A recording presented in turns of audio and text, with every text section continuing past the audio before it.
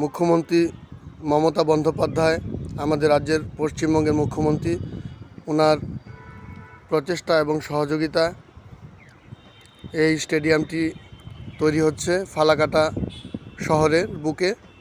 আপনারা যারা যারা এখনও পর্যন্ত এই স্টেডিয়ামটি দেখেননি, আপনাদের উদ্দেশ্যে বলা হচ্ছে আপনারা দেখুন কত সুন্দর স্টেডিয়াম হচ্ছে। এখনও শ্রমিকরা কাজ করে যাচ্ছে। ফ্লোরের কাজ মোটামুটি শেষের দিকে, গ্যালারিটা মোটামুটি হয়ে গেছে চতুর্দিকে। আপনারা দেখুন, আমি দেখাচ্ছি ঘুরিয়ে ঘুরিয়ে।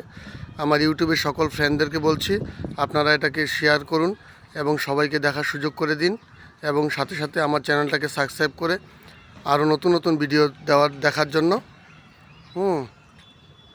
এগিয়ে নিয়ে চলুন।